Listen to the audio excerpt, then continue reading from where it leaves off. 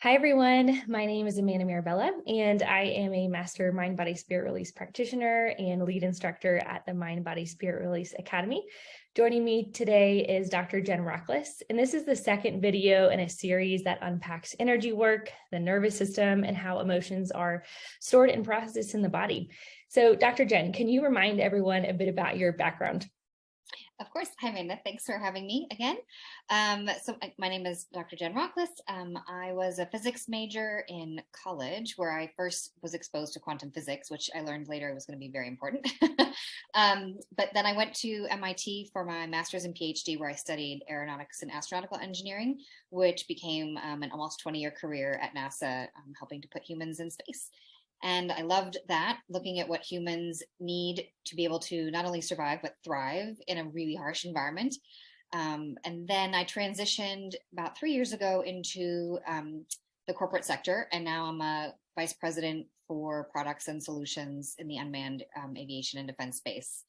But on the side, I also have my own company, and I'm a consultant and a master coach and a certified practitioner of quantum human design and Reiki and MBSR, which is why we're here together. So thanks again for having me.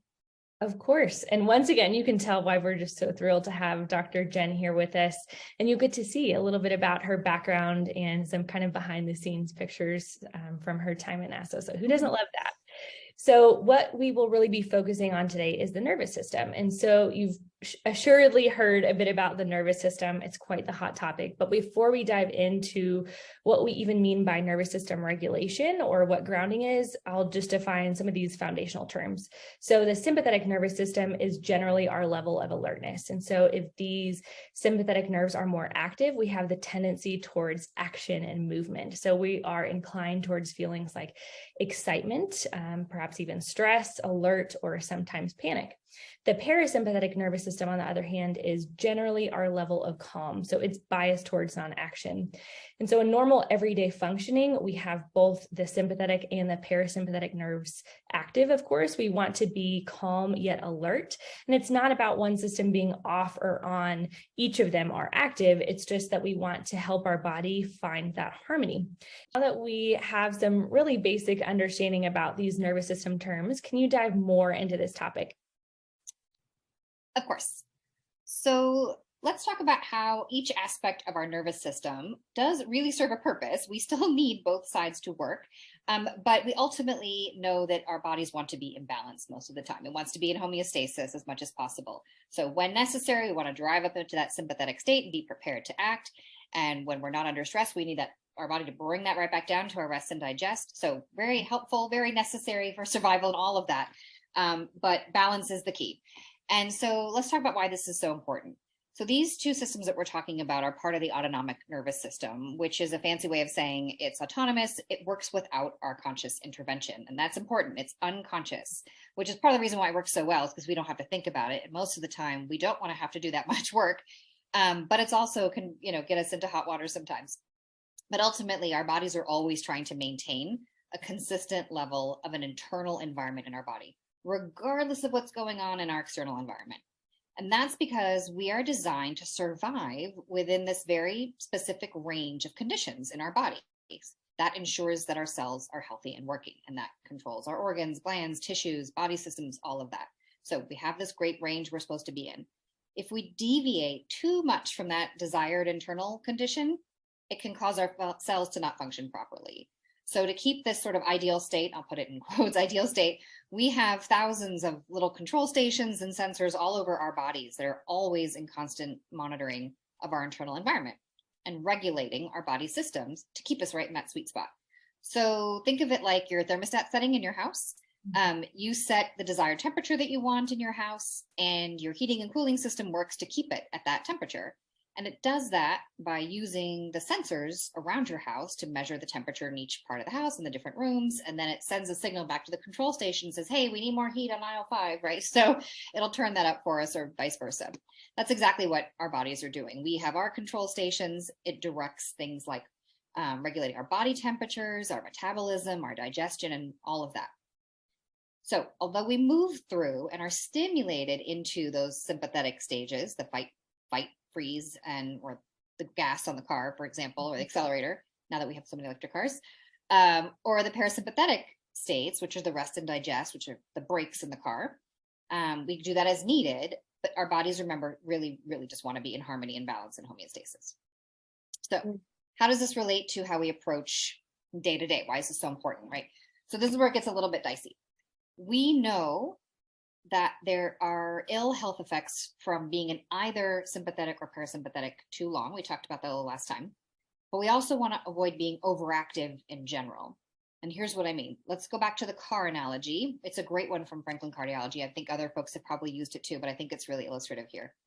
So if you're in sympathetic overdrive, it's like driving really fast in your car. And when you need to stop, in order to stop, you've got to work really hard to do that because you're going so fast. You've got to slam on your brakes really hard. That will wear out your brakes faster over time if that's how you tend to drive. If you're in parasympathetic overdrive and you're riding the brakes, right, you're constantly pressing on the brakes and slowing, excuse me, not only do you wear out the brakes faster, but you need to rev your engine even more just to get back to the speed that you started at. And that causes more stress in your system, right? Because you're activating that sympathetic nervous system to get back up to speed where you need to be, okay? So if you're in a high stress state all the time, it takes a lot for your parasympathetic nervous system to bring you back into balance. If you're in rest and digest all the time, it needs even more stress to get you back to a fight, flight, or freeze readiness. And that needs more stress to, that requires your parasympathetic to kick back in because you're going back and forth and back and forth. You can see how this kind of whips us around a little bit. And so the unfortunate part, though, is that unlike in our cars in an auto body shop, I can just pull in and ask them to go replace the brakes. We can't do that with our parasympathetic nervous system. When it starts to wear out, it's wearing out. It does so naturally with age, but once it really wears out, so does our health, and we can't replace that system. So that's why the community at large is just so focused on reducing our stress levels and really learning to create balance for ourselves, regulating our nervous systems, because among other things, we do need to rely on these to work for us when they need to, and not wear them out prematurely and cause unwellness in the meantime, right? So if we're activating them all the time, we're in states of unwellness longer than we should be, and we could be wearing them out faster. So we're going to look a little further at exactly how we do this regulation later on, and maybe in some other videos I know, but here's one last example that can also be helpful about a car, which is hydroplaning, where you're skidding on the water. There's a water layer between your tire and the road that causes you to slide as opposed to actually grip the road and drive. The tendency for most people is to try to brake and steer and control the car, really try to drive the car right so it stops. But all you're doing is really just making it worse. What works the best is to really not overdo anything, to stay calm, to ease off the gas and loosen our hands from the wheel and let the car come back to where it needs to so we can regain mastery over the car, right? We don't have control over the car until we let it come back into balance, and then we can drive it. Otherwise, we're going to be overcorrecting left and right. So the irony here is that we really need to have a state of mindful surrender in order to actually have the most control. I absolutely love these car analogies. I think they're so, you used the word illustrative before, because anyone who has hydroplaned, which is most people who have driven before, knows how it feels terrifying in the moment, right? And it does not help or serve anything if we are trying to kind of over control or overdrive. So I want to go a little bit more into the word surrender and how you're using that here, because I love how the way that you're applying it in this way, in this context, it does not imply giving up, right? Just throwing your hands up and you're like, well, whatever. That's not what we mean. And so I think that this is really important when we're talking about this nervous system flexibility and emotional regulation. And so the analogy you gave about hydroplaning, it provides perspective on how you can be attuned to something, a challenge, and respond accordingly, but not overreact or cause harm. Yeah, absolutely. And attuned is a great word. And yes, surrender, in this case, how I'm using it here, it's really the ability to be in flow, to go with the flow, and to be in an open, an alert, and an attuned state, rather than being in a state of trying to either over control a situation or throwing your hands up, like you said, and saying, everything's happening to me. And this is victim mode, right? We all know ourselves at times and others at times. We can get into this victim mode of saying, well, I don't know, it's all just happening to me. I have no control here, right? And I should put like a little sidebar. When I use the word control in these videos, control is an illusion. Let's put that in air quotes. We're not really controlling anything, but I think the point stands, right? So I think to illustrate this concept of surrender and all of this, let's talk about something fun that I used to do as part of my day job. And that's flying on the NASA zero gravity aircraft. So this is a picture showing how this works. You'll see on the left, it's showing you a parabola shape, like a wave shape. And that's the pattern that the plane flies in. And so at the top of the parabola, you get a microgravity or zero gravity moment. And then at the bottom of the parabola, you get double the gravity. It kind of really feels like someone's sitting on top of you. So it's just like everyone in the plane is getting thrown up in the air as we get to the top, and then the plane kind of catches up to all the people and we get smacked back down, and we do that like 50 times. So it's a very dynamic flight and feeling. It's one of the most fun things I've ever done, but it isn't always for everybody. And here's why. So think of this as I go through this example, like us toggling back and forth between our sympathetic nervous system and our parasympathetic nervous system. We're going up, we're going down, we're going up and down throughout the day as needed throughout our lives. Okay. So I used to do a lot of research and mentoring on this plane. And this is what I've noticed is that people who try really hard to fly or swim around or steer themselves in the plane, they usually wind up quite a bit out of control and smacking themselves around and into others. And you'll see a picture here.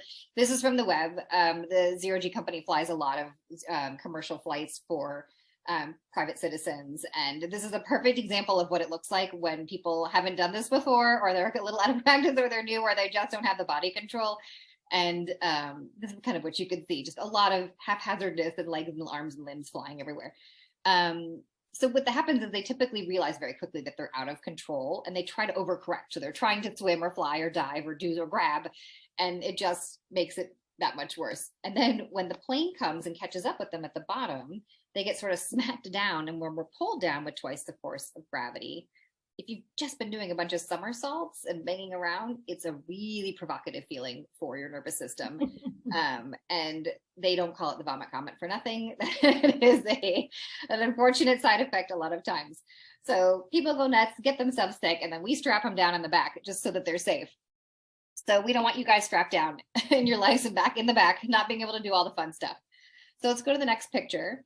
And you're going to see here on the left, this is me. This is my very first flight, actually, man. I didn't tell you this. This is my very first flight on the Zero G plane. And I had super long hair in that one, which was fun to play with at the time. But you can see, like, there's a hint of flail going on here for sure, right? I'm sort of not quite in control. Doesn't half bad, but with a lot more practice, you could see the picture on the right was, many years later. I was very at ease in this environment. I could work, I could play. There were times when I really needed to concentrate and do work, and there were times I could just do flips and and swim around. And there's just a real ease and grace to my movements that by that point I had learned how to control myself and not oversteer or understeer. But it's really methodical, very purposeful, and that's what I'm doing. I'm regulating my movements in the same kind of way. And you can see one more picture I think we had up. That's my friend Regan and I. He was a NASA colleague of mine, and at the end of the time towards I was flying, it felt like home. So there's a famous Navy SEAL phrase, which I know that you're a fan of as well, that slow is smooth and smooth is fast. And so when we're smooth, really what that means is we can be the most efficient that we can. And that tends to make things go faster if we're trying to do that. So in space, by the way, the astronauts can actually move from one end of the space station to the other just by pushing a finger on the wall. Like they're so good at just being smooth and steady and getting all the way down. And that's what I mean by surrender. It's just being in the flow and being in the rhythm and being attuned to what's going on and in a state of, I'll say, calm readiness. I don't know if there's a perfect way to describe that, but it really allows us to choose how we want to move and how we want to respond. Remember, we talked about last time, you really want to be in choice and not be hijacked by your nervous system, and stay in your choosing. I just love this illustration. And as you were talking through that and you shared those pictures with me, and I think probably most of us would be this way. I know what my impulse would be is let me try to prepare for this. And like you said, steer, let me control this. And like you said, it's not really control, but that's what we think that we want. And so that of course has wider implications for our life. And that's what we'll go into next. And so and tell us a little bit more about how this gives us the opportunity to, like you said, just not get hijacked by our nervous system. Yeah, well, you've hit on it, right? That's the whole point, is that life is going to come at us.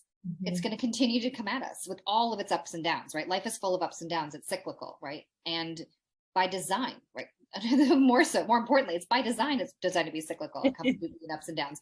And so that's constantly giving us the opportunities to grow and learn and expand every time, right? And we've all experienced patterns that we repeat. And we're like, gosh, why do I keep bringing the same experience, the same people into my life? Well, the opportunities are, the universe is bringing them to you just to kind of keep growing and evolving every time if we don't get it the first time, right? So we're really talking about, how do we empower people to regulate their emotions and regulate their nervous systems so that in each present moment, which remember is where we have the most power, in each present moment, we have the ability to choose how we want to respond and what we want to create. And I'll add, something in here. I think people get very wrapped around the axle, to stay in the car mode, with what our life purpose is, right? Our purpose is a state of consciousness and creativity, right?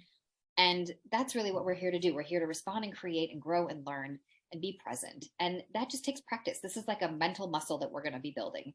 And really, technically speaking, it's actually a neural pathway that we're building. We're building our brain matter up in a way that gets us practice and makes this connection stronger so that we can do it more easily the next time. So the first time we start to do this, it feels a little like fish out of water. And over time, this will become a lot easier for folks. So it's like a mental gym. I love that.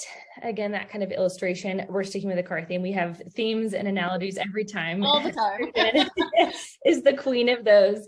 And so really what brought us to this discussion, of course, is the modality that we both use. So mind, body, spirit release, which is just one modality, one approach that we find useful in helping us build that muscle, like you're saying. And so we are not going to be perfectly balanced or constantly regulated. We're human. And as you were talking about earlier, it's our approach with this isn't always stress avoidance either, right? We're not trying to just remove all of our obstacles that would prohibit us from growing. And so we can learn though, and learn by our own responses why we might be overreacting, right? Or really holding tight to the illusion of control. So that kind of brings us to the next section that we're going to talk about, which is grounding, which has become a really popular term and common term in the natural health world to describe kind of finding that balance or embracing a regulated nervous system. And so can you first differentiate for us the difference in the terms between earthing and grounding? Because I think that sometimes they are used interchangeably. And then tell us a little bit more about grounding from an electrical engineering perspective, because I love your outlook on this. Okay. Yeah, so you're right. They're totally interchangeable terms in a lot of the fields. There are slight nuances as to why they're different, but I'll talk about those distinctions. But we're going to simplify it just for the sake of comparison rather than giving a full double E lecture, which I'd always be happy to do. Yes. So let's just start with that perspective first. So electrical circuits are grounded almost for the sole purpose of preventing damage to people and that system or any other systems nearby. So grounding, what it does is it creates a path to allow any electrical or energetic buildup to discharge so it doesn't build up in the circuit and blow the circuit or short circuit the system. Is probably a phrase people have heard. So while most systems can tolerate a little swing in the energy that's running through it, the current that's running through it, too much will damage the system. Okay. And this sounds probably familiar. It should. Remember, we talked about already in homeostasis for our bodies, just like in electrical systems, we too are designed to operate within a certain range. And when we go too far outside of that or too far for too long, our cells and our systems get damaged as well. Okay. So that's the corollary there. The buildup, if you want to know, why it can happen for a lot of reasons. Systems with an outside power source, and by what I mean by that is not a battery. So when you're hooked up to a battery, there's no more energy you're adding to the system. You're just running off the battery until it depletes its energy. But let's say you're plugged into the wall at your house, a lamp, plugged into your wall at the house. The city power can fluctuate. Sometimes maybe a transformer goes down somewhere in the city, or two wires are touching, or we get a lightning storm or something like that. The wind blows and it does something strange. So the power can fluctuate a little bit. And so because that energy isn't always constant in the system, and the same for us, energy isn't always constant. When we use our external power, for example, is like the sun, the food that we eat, the water that we drink, the EMFs that we're around. We're getting all of that. So all of that varies. Either it's, city power, grid power, or our personal power where we're pulling that in from. And because of this, it can over time build up or go out of balance or out of whack. So the way you deal with this is this grounding that we're talking about. So you ground the circuit by physically connecting a piece of it to the earth. And interestingly, in different countries, they connect different parts of the system to the earth, but it's all the same idea. Or if it's inside and you can't actually connect it to the actual earth ground, you would use a grounding bar, something that simulates that. But this is, you could see this in your home and electrical buildings and commercial buildings as well. So the earth is actually collecting all this energy buildup and discharging all of that into this massive earth body before it can do any damage. So one example of something that would be internal that you may not see like physically connected to the ground but still works this way is a surge protector in your house. I think a lot of people have computers now, they work at home, or we're both on Zoom. I'm sure I know if I look under my desk, I've got a surge protector and my computer's plugged into it because I care a lot about it and I don't want it to blow if something goes wrong in my house electrical system. The reason that works is inside there's a device called a capacitor, and those are designed to actually kind of swell up and take on the extra energy buildup in the system over time, and then we'll deflate it eventually when it can. It dissipates it, just like our nervous systems, right? Again, here we go. We have the capacity to swell a little bit, right? And we can get in that stress state or in that digest state a little bit, but after time we want to come back into balance. Okay. If you put too much surge or too much electrical current into that surge protector, the fuse will blow. The capacitor hits its limit, right? It exceeds its capacity, which is why it's called that. And it blows the fuse so that it shuts the circuit down and it prevents damage. So now that's the EE perspective, the electrical engineering perspective.